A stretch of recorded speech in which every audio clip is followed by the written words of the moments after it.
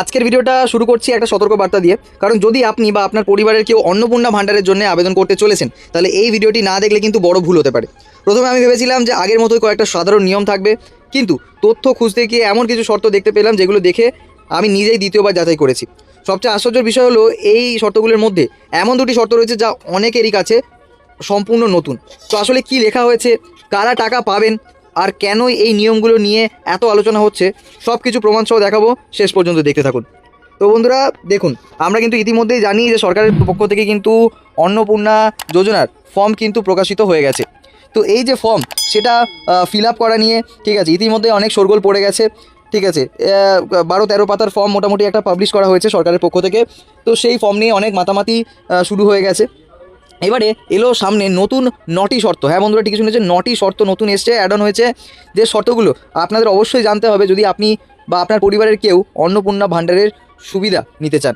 তাহলে বন্ধুরা চলুন আমরা সময় নষ্ট না করে একেবারে মূল পর্বে চলে যাই এবং সম্পূর্ণ তথ্য একদম স্বচ্ছভাবে ভালো করে বুঝে নিই। বন্ধুরা ভিডিওটি শেষ পর্যন্ত আপনারা যদি না দেখেন তাহলে কিন্তু কিছু বুঝতে পারবেন না। ঠিক আছে, তো সুতরাং চলুন আমরা শুরু করি। দেখুন বন্ধুরা, আমি ইতিমধ্যেই দেখো একটা আমি পোস্ট দেখাচ্ছি আপনাকে।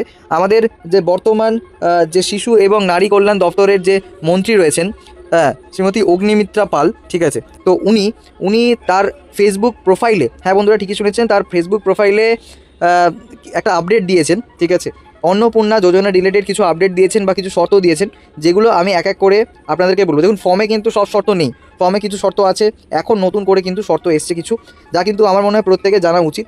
তো আমরা এখানে ভালো করে বোঝার চেষ্টা করি যে আমাদের মাননীয় মন্ত্রী, ঠিক আছে, কি বলতে চেয়েছেন তার পোস্টের মাধ্যমে। দেখুন এখানে স্পষ্টত লেখা আছে, আমি কিন্তু কোনো রকম ভুয়ো তথ্য বা কোনো রকম নিজের এন্ড থেকে নিজের মতামত কিন্তু প্রকাশ করছি না। যেটা পাবলিক ডোমেনে অ্যাভেলেবেল আছে সেই তথ্যটাকে অ্যাজ ইট ইজ তুলে ধরার চেষ্টা করছি। ঠিক আছে, সুতরাং বন্ধুরা আপনাকে কিন্তু ভিডিওটি একেবারে শেষ পর্যন্ত দেখতে হবে সব কমপ্লিট ইনফরমেশনটা জানতে। যেটা বললাম যে অগ্নিমিত্রা পল, ঠিক আছে, আমাদের হচ্ছে কি শিশু এবং নারী কল্যাণ মন্ত্রী, তিনি আজকে যেটা পোস্ট করেছেন বা যিনি যেটা পোস্ট করেছেন মূলত 3 দিন আগে, যেটা আমার চোখে পড়েছে, এটা 3 দিন আগেই পোস্ট হয়ে গেছে। তো আজকে কি বলছে দেখুন, আজকে সারা বাংলাতে বিভিন্ন ব্লক এবং পুরসভায় অন্নপূর্ণা যোজনার ফর্ম কিন্তু দেওয়া শুরু হলো।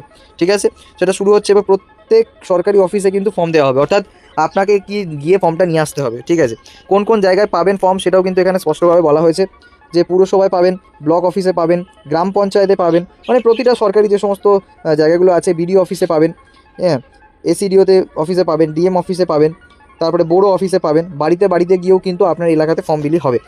সুতরাং বুঝতেই পারছেন যে কোথায় কোথায় ফর্মটা পাবেন। ঠিক আছে, অ্যাকচুয়াল ফর্মটা কোথা থেকে পাবেন সেটাও বুঝতে পারছেন।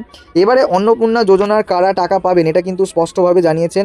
ঠিক আছে, তো কী কারা কারা পাবেন এবং কোন কোন জিনিসগুলো পাবেন সেটা একটুখানি বলে দিই। টোটাল 9টি শর্ত রয়েছে। ঠিক আছে, 9টি শর্তের এক এক করে আমি আপনাকে ভেঙে বলে দিচ্ছি। দেখুন বন্ধুরা, যেটা লক্ষ্মীর ভাণ্ডারের ক্ষেত্রে আগে আমরা দেখেছি সেই সেম সূত্রটা কিন্তু এখানে রয়েছে, অর্থাৎ 25 বছরের নিচে ও 60 বছরের ঊর্ধ্বে মহিলারা কিন্তু এই যে অন্নপূর্ণা ভাণ্ডার এই টাকাটা কিন্তু পাবেন না। এটা খুব সহজ নিয়ম, এটা আমরা প্রত্যেকেই জানি। ঠিক আছে, তারপরে দেখুন বলেছে স্থায়ী সরকারি কর্মচারী ও পেনশনভোগীরা কিন্তু এই সুযোগ সুবিধা পাবে না। এই অন্নপূর্ণা ভাণ্ডারের যে আর্থিক সহায়তা মাসিক 3000 টাকা সেটা কিন্তু পাবেন না স্থায়ী সরকারি কর্মচারী এবং পেনশনভোগীরা। খুব স্বাভাবিক জিনিস, সেটা হওয়া উচিত। তারপরে বলেছে দেখুন, যে সমস্ত শিশুর সরকারি অনুমোদন বা নথিভুক্তি নেই তাদের মায়েরা কিন্তু অন্নপূর্ণা যোজনার সুবিধা পাবেন না। অতএব খুব স্পষ্ট বুঝতে পারছেন, ঠিক আছে, যে আপনার সন্তানের যদি বার্থ সার্টিফিকেট বা কোনো রকম সরকারি নথি না থাকে তাহলে কিন্তু সেক্ষেত্রে আপনিও অন্নপূর্ণা ভাণ্ডারের যোজনার সুবিধা কিন্তু পাবেন না। তো এরকম যারা অনেকেই আছেন তারা কিন্তু রীতিমতো বাদ পড়বেন, ঠিক আছে, এই প্রকল্পের আওতা থেকে। কারণ যারা সন্তানের কোনো ডকুমেন্টস যদি না দেখাতে পারে, নথিভুক্তিকরণ যদি না দেখাতে পারে, তারা কিন্তু এই টাকাটা পাবেন না। আরও একটি চমৎকার শর্ত আমরা দেখতে পাচ্ছি, দেখে হয়তো আপনি অবাক হয়ে যাবেন, যে সরকারি স্কুলে পড়া ছাত্রছাত্রীরা তাদের অভিভাবকরা, অর্থাৎ তাদের যে অভিভাবক, ঠিক আছে, তারা কিন্তু অন্নপূর্ণা যোজনার সুবিধা পাবেন না। বিষয়টা কেমন, ধরে নিন যে আপনার সন্তান এই মুহূর্তে স্কুলে পড়ছে, তাহলে আপনি কিন্তু টাকা পাবেন না। হ্যাঁ ঠিকই শুনেছেন, যদি আপনার সন্তান স্কুলে পড়ে, কোনো সরকারি স্কুলে পড়ে, ঠিক আছে, তাহলে কিন্তু আপনি টাকা পাবেন না। অর্থাৎ এটা তো মূলত অভিভাবক বলতে এখানে ছেলেদের কথা বলা হয়নি, এখানে বেসিক্যালি মেয়েরা অন্নপূর্ণা ভাণ্ডার পাবে। তো আপনার সন্তান, অর্থাৎ আপনার মেয়ে বা ছেলে যদি এখন স্কুলে পড়ে, যদি আপনার বয়স ওই 25 বছর থেকে 60 বছরের মধ্যেও হয়ে থাকে, মানে তারপরেও কিন্তু আপনি এই যে প্রকল্প এর সুবিধার আওতায় কিন্তু পড়বেন না। বুঝতেই পারছেন। আচ্ছা, সরকারি সাহায্যপ্রাপ্ত স্কুল এবং কলেজের শিক্ষক ও অশিক্ষক কর্মীরা শিক্ষা প্রতিষ্ঠান থেকে নিয়মিত বেতন পান, তারা পাবেন না। তো এটা ভালো জিনিস, যাদের কাছে একটা ইনকাম সোর্স আছে তারা পাবেন, এটা খুবই স্বাভাবিক, খুব ভালো জিনিস। এবারে বলছে যে আয়কর প্রদানকারী মহিলারা কিন্তু পাবেন না, অর্থাৎ যারা ট্যাক্স দেন, যে সমস্ত মহিলারা ট্যাক্স পেয়ার, ঠিক আছে, তারা কিন্তু এই যে অন্নপূর্ণা ভাণ্ডার প্রকল্পের যে সহায়তা সেটা কিন্তু পাবেন না। আরও একটি শর্ত কি, এসআইআর ভোটার তালিকায় যাচাই হলে মৃত যদি হয়, স্থানান্তরিত হয় বা স্থায়ীভাবে নাম বাদ পড়া ব্যক্তিরাও কিন্তু পাবেন না। অর্থাৎ এই যে কিছুদিন আগেই যে আমাদের এসআইআর হয়ে গেল, ঠিক আছে, সেই এসআইআরে আপনার যদি নাম বাদ পড়ে থাকে তাহলে কিন্তু সেক্ষেত্রে আপনি এই যে অন্নপূর্ণা প্রকল্পের সুবিধা সেটা কিন্তু আর পাচ্ছেন না। এবারে আরও একটা চমৎকার জিনিস আপনারা দেখুন, একাধিক বিবাহ এবং একাধিক পরিবারের তথ্য গোপন করলে সুবিধা বাতিল হতে পারে। অর্থাৎ কি, একজন মহিলার যদি একটা থেকে দুটো বিবাহ হয়ে থাকে তাহলে সেক্ষেত্রে কিন্তু তার যে পাওয়ার সম্ভাবনা, এই যে আর্থিক সহায়তা 3,000 টাকা অন্নপূর্ণা ভাণ্ডারে, এটা কিন্তু একেবারেই বাতিল করে দেওয়া হবে এক প্রকার। এবং আরও একটা বিষয় খুব স্পষ্টভাবে জানানো হয়েছে যে বেআইনি পরিচয় আবেদনকারীদের আবেদন গ্রহণ করা হবে না। অর্থাৎ যারা মোটামুটি জাল সার্টিফিকেট বা জাল সমস্ত কিছু ডকুমেন্টস দিয়ে যারা আবেদন করবে, ঠিক আছে, তাদের কিন্তু আবেদন গ্রহণযোগ্য বলে নেওয়া হবে না।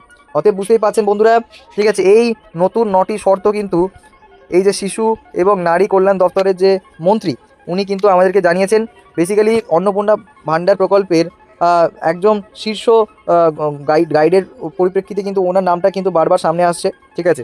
তো তার যে বক্তব্য, যেটা তাদের সোশ্যাল মিডিয়ায় বা ফেসবুকে ডোমেনে দিয়েছে, এই বক্তব্য অনুযায়ী কিন্তু অ্যাজ ইট ইজ আমি বলার চেষ্টা করলাম এবং বললাম যেগুলো অ্যাজ ইট ইজ যেরকম আছে সেটাই বললাম। অতএব আপনাকে কিন্তু যদি আপনি ভেরিফাই করতে চান তাহলে কিন্তু আপনি ফেসবুকে চলে যেতে পারেন, এখনও এই পোস্টটি রয়েছে, ঠিক আছে। আমরা দেখতে পাচ্ছি যে 3 দিন আগে এই পোস্টটি করা হয়েছে, সেটা কিন্তু এখনও আপনি প্রোফাইলে পেয়ে যাবেন। যদি আপনার মনে হয় যে কোনো রকম এটা কোনো ভুয়ো তথ্য, তাহলে কিন্তু আপনার যাচাই করার সুযোগ পাচ্ছেন। ফেসবুকে গিয়ে সার্চ করবেন অগ্নিমিত্রা পল এবং তারপরে তার রিসেন্ট পোস্টগুলো থেকে, ঠিক আছে, স্ক্রোল ডাউন করলে কিন্তু আপনি এই যে 9টি শর্তের যে লিস্ট সেটা কিন্তু আপনি পেয়ে যাবেন। সুতরাং বুঝতেই পারছেন বন্ধুরা, যদি সত্যি চান যে অন্নপূর্ণা প্রকল্পের সহায়তা নিতে, তাহলে কিন্তু আপনাকে এই সমস্ত শর্তগুলো পূরণ করতে হবে, নচেত কিন্তু আপনি অন্নপূর্ণা প্রকল্পের সাহায্য পাবেন না। তো বন্ধুরা, এই ছিল আজকের ইনফরমেটিভ ভিডিও সম্পূর্ণ তথ্য। আশা করি আপনাদের ভিডিওটি ভালো লাগবে। যদি ভালো লাগে তাহলে অবশ্যই লাইক করে দেবেন, চ্যানেলটিকে সাবস্ক্রাইব করে বেল আইকন প্রেস করে দেবেন, যাতে ফিউচারে নতুন নতুন সমস্ত রকমের অন্নপূর্ণা ভাণ্ডার রিলেটেড আপডেট সবার আগে আপনার কাছে পৌঁছে। Till then, ta ta, bye bye, take care, ভালো থাকবেন।